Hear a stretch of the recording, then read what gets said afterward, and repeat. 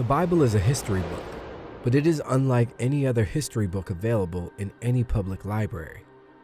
The history of the Bible starts with the creation of the earth and ends with the end of the world. No other history book has ever been published that covers such a broad range of events on planet Earth, partially because no one was present at the start to witness and document it, and therefore, no one can write the beginning of our world authoritatively. We are the only folks in the world who know how it will all end. That is unique. The Lord did not reveal the future to his followers to satisfy their curiosity. It was to prepare them for the future so that they would not be surprised when it arrived, and that they would not misinterpret it. Be grateful that Jesus was so forthright in sharing what the future holds for us. People ask, are we in the end times? However, the Bible talks of the last days, and we have been in the last days for 2,000 years. The last days started at Pentecost, where the first prophecy of the last days was fulfilled. Every Christian generation should live to be ready for the Lord's return. The Bible is a book full of predictions. Its pages contain 735 predictions about the future. A prediction can be found in 1/4 of the Bible's chapters. From beginning to end, it is basically a prophetic text, though some books focus more on predictions than others. 596 of the 735 predictions have indeed occurred and have literally come true according to the scripture prediction. So, 81% of all Bible prophecies have already come true, and some of those prophecies were made centuries before the case. It doesn't take much confidence to believe that the remaining 19% will happen as well. That's a very high score. The Bible has proved 100% right for every prediction that could have been fulfilled by now. Of the rest, most of them are concerned with the actual return of Jesus and what follows after that. How many of these predictions remain to come true before Jesus returns? The answer is about 20, and we are watching to see those happen first before we look for the Lord's return. Jesus told us to watch and pray. What do we watch?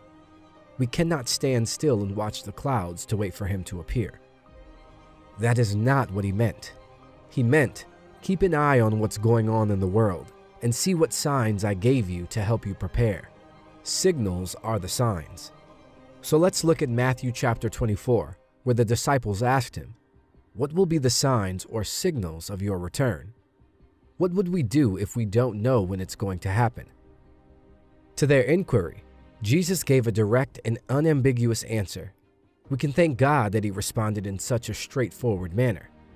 In the book of Revelation, he gives a much more detailed and comprehensive response, but here he gives a rundown of the signs that will precede his arrival. The disciples approached Jesus secretly as he was seated on the Mount of Olives. Matthew 24, 3-36. Later, Jesus sat on the Mount of Olives. His disciples came to him privately and said, tell us, when will this all happen? What sign will signal your return and the end of the world? Jesus told them, don't let anyone mislead you, for many will come in my name, claiming I am the Messiah. They will deceive many, and you will hear of wars and threats of wars, but don't panic. Yes, these things must take place, but the end won't follow immediately. Nation will go to war against nation, and kingdom against kingdom. There will be famines and earthquakes in many parts of the world. But all this is only the first of the birth pains, with more to come. Then you will be arrested, persecuted, and killed. You will be hated all over the world because you are my followers. And many will turn away from me and betray and hate each other. And many false prophets will appear and deceive many people. Sin will be rampant everywhere, and the love of many will grow cold. But the one who endures to the end will be saved. And the good news of the kingdom will be preached throughout the whole world, so that all nations will hear it, and then the end will come. The day is coming when you will see what Daniel the prophet spoke about, the sacrilegious object that causes desecration standing in the holy place. Reader, pay attention. Then those in Judea must flee to the hills. A person out on the deck of a roof must not go down into the house to pack. A person out in the field must not return even to get a coat. How terrible it will be for pregnant women and for nursing mothers in those days. And pray that your flight will not be in the winter or on the Sabbath. For there will be greater anguish than at any time since the world began, and it will never be so great again. In fact, unless that time of calamity is shortened, not a single person will survive. But it will be shortened for the sake of God's chosen ones. Then if anyone tells you, "Look, here is the Messiah," or "There he is," don't believe it. For false messiahs and false prophets will rise up and perform great signs and wonders, so as to deceive, if possible, even God's chosen ones. See, I have warned you about this ahead of time. So if someone tells you, "Look, the Messiah is out in the desert," don't bother to go and look. Or, "Look, he is hiding here," don't believe it. For as the lightning flashes in the east and shines to the west, so it will be when the Son of Man comes. Just as the gathering of vultures shows there is a carcass nearby, so these signs indicate that the end is near. Immediately after the anguish of those days, the sun will be darkened, the moon will give no light, the stars will fall from the sky, and the powers in the heavens will be shaken. And then at last, the sign that the Son of Man is coming will appear in the heavens, and there will be a deep mourning among all the peoples of the earth, and they will see the Son of Man coming on the clouds of heaven with power and great glory. And he will send out his angels with the mighty blast of a trumpet, and they will gather his chosen ones from all over the world, from the farthest ends of the earth and heaven. Now learn a lesson from the fig tree. When its branches bud and its leaves begin to sprout, you know that summer is near. In the same way, when you see all these things, you can know his return is very near, right at the door. I tell you the truth, this generation will not pass from the scene until all these things take place. Heaven and earth will disappear, but my words will never disappear. However, no one knows the day or hour when these things will happen, not even the angels in heaven or the Son himself. Only the Father knows. Now, in that passage, he gave 4 distinct signs of his coming. So, what exactly are these 4 signs he gave us? The first is clearly disasters in the world, and he mentions, for example, wars, famines, and earthquakes. These are certainly happening, but they have been happening for over 2,000 years. They are getting more intense. So we certainly are in this first sign. There are already wars, rumors of wars, earthquakes, and famine. Jesus says, don't be deceived. He says that again and again, all the way through. As we get nearer to the end, the danger is deception, both inside and outside the church. In this case, he says, from false Christs, false messiahs, people who will take advantage of the turmoil of natural disasters to present themselves as saviors. There are well-known examples of people who pretend to be saviors and lead people into desert locations, only to end in tragedy. However, there are many false Christs, false saviors who claim to be the promised deliverer from all our troubles. The more problems there are, the more false deliverers there would be. But, as Jesus advises us, don't be alarmed. Don't be worried when you learn of a new war, a new tragedy, or a new famine breaking out. He said something astonishing. These are painful events, but they are not pangs of death. They are birth pains. So when you read of disasters in the media, these are the pains that mean something new is about to be born. This should completely change our attitude. We know what the world is coming to. We should not be alarmed or dismayed, not as worried as the world will be about these things. Disasters in the world are the pain of birth in a new world that is to be born. Therefore, we are very different. We have sympathy for those who are suffering disasters, and hopefully we express it in help. But in our hearts, we are not alarmed. We are hopeful. We are looking for a new birth of a new world, and therefore we are not dismayed or depressed by all the problems in the world. In short, Jesus' advice to us would be not to panic, not to be disturbed, but even to rejoice and say, these are all signs of something new happening. The second sign of his coming is not in the world but in the church. Disasters in the world are the first sign. The church, not the world, is the second sign of his coming. The first warning is disasters around the world. The second is changes in the church. Just as he divided the first sign into 3 parts, wars, earthquakes, and famines, He divides the second sign into 3 parts, all of which occur within the church. The first is persecution, that we will be hated in every nation.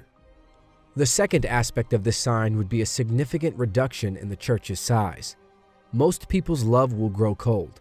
When the whole church is under strain, many nominal Christians, if not all true Christians, would leave. Under the burdens of universal persecution, their love would grow cold. That's a very depressing sign. The big surprise in the third part of the sign is that the gospel will be preached to every racial group. The third part of the sign is that the gospel will be proclaimed. A smaller, purified church would have a greater impact on the planet. That is exactly what Jesus is implying. False prophets can be a source of deceit in all of this. We are aware of the teachings of false prophets. When there is no peace, they teach peace. Rather than being a source of challenge, their message is one of comfort. It's all right, it won't happen, they'll say. Now, Jesus' advice is to keep going. Don't give in to these false prophets. Whoever perseveres to the end will be saved.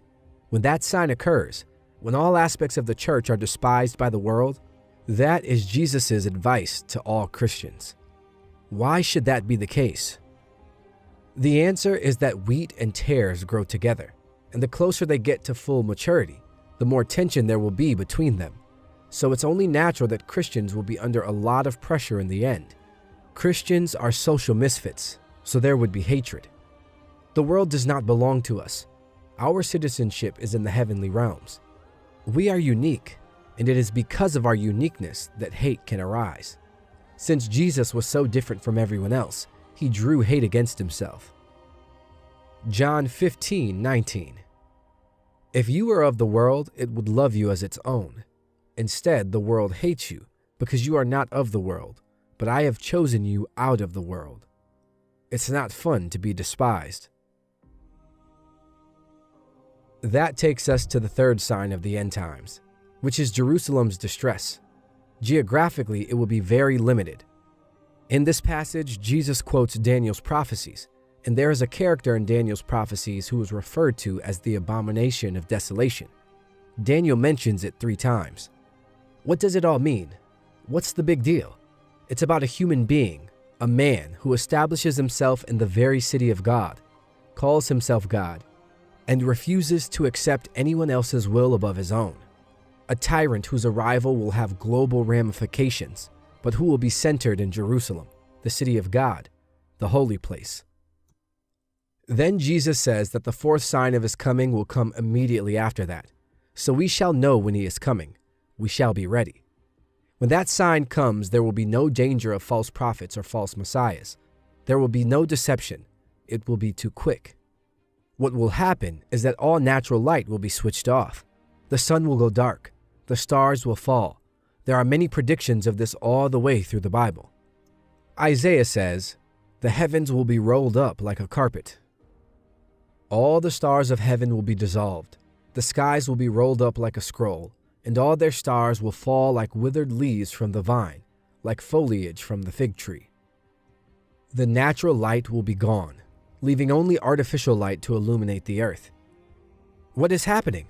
What is going on? People may ask.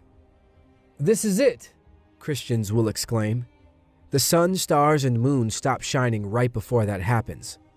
God turns off the lights of heaven to prepare for the blaze of light from the lightning that will mark his return. Then he comes on the clouds back to the planet Earth, and we meet him.